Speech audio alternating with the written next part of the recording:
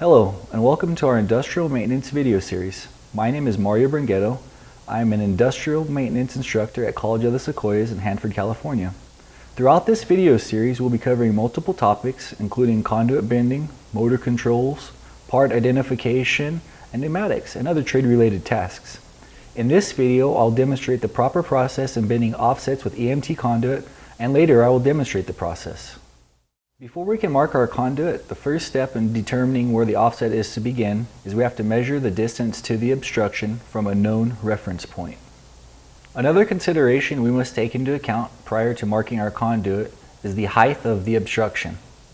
One of the final considerations we must take into account prior to marking our conduit is the degrees of bend. In this example, we'll be using 30 degrees as our degrees of bend, and which gives us a multiplier of 2 and a shrink of 1/4 inch per inch of rise. If you do not take the shrink into account, the top of your offset will not match directly over the top of the obstruction, and it will be before the actual obstruction. Utilizing the previous chart, we were able to get our degrees, our multiplier, and the amount of shrink. Looking at the photographs, we know that it was 24 inches from the reference point to the obstruction. The obstruction is 2.5 inches in height. With 1/4 of an inch of shrink per inch of rise, we take the multiplier of 2.5, which is the inches, times that by 0.25, the shrink, and we end up with 0.625 or 5/8 of an inch. When we add the shrink of 5/8 of an inch to the distance from the reference point to the obstruction, we end up with 24 and 5/8 of an inch. To get the B mark, we know that the multiplier is 2. The height of the obstruction was 2.5 inches, so 2.5 inches times 2 equals 5. That's the distance between bends.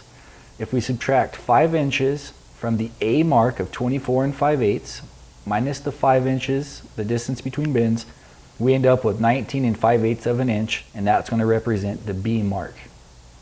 Before we start bending, there are the steps we need to follow. The first is to select the appropriate bender for the type of conduit we're going to be using. In this demonstration, we'll be using 1/2 inch EMT conduit. As we have our conduit bender selected, we then can lay out the marks. When we lay out the marks on the conduit, be sure to come off of a straight reference edge. Once you have the conduit marked with your A positionings, you can then line it up on the arrow. That's where you're going to need to make the marks as we bend our offset. After you bend the first 30 degrees, which will put the bottom of the EMT conduit at the 30-degree mark, take the pressure off, slide it forward, rotate it, and reline it up on the arrow bend. You can then pull it down to the 30 degrees, which will give you a true offset. So moving on to the demonstration portion, prior to marking our conduit, we need to verify our measurements. So it's 24 inches to the obstruction. The obstruction's 2.5 inches in height. And utilizing the math from the previous slides, we can lay out our marks. The first mark farthest up is at 24 and 5/8, which is the A mark. And the B mark is going to be at 19 and 5/8. Once you mark the conduit, put a ring around it so you have a reference point to bend. And if this is going to be exposed work, do not use a Sharpie. You can't get them back off. So now that you have the ring around the conduit, it's actually time to bend. So now with our conduit marked, the next step is making sure that we use the appropriate bender. We are actually going to be bending 1/2 inch EMT conduit. It's a thin-walled conduit, typically used in commercial applications. You can see.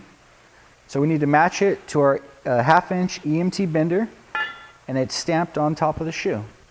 So now that we know those two items match, what we do is put our A mark at the arrow of the bender. So once you have those two lined up, it's time to actually start to bend. As we get closer to bending, one thing you want to be aware of is your footing. You don't want the bender just to be floating around like this, because it can move around or even come up this direction. So what I do is I put my toe in front of it, my knee to the back of it, and then you get in tight so that you could actually bend it.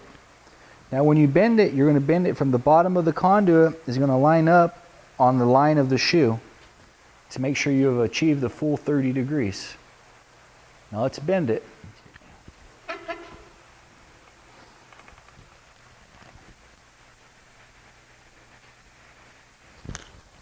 You may have to go a little bit further along to allow for some spring back, but you can lift it up, slide it forward, rotate it over, line up the mark on the arrow, make sure it's lined up straight, get close,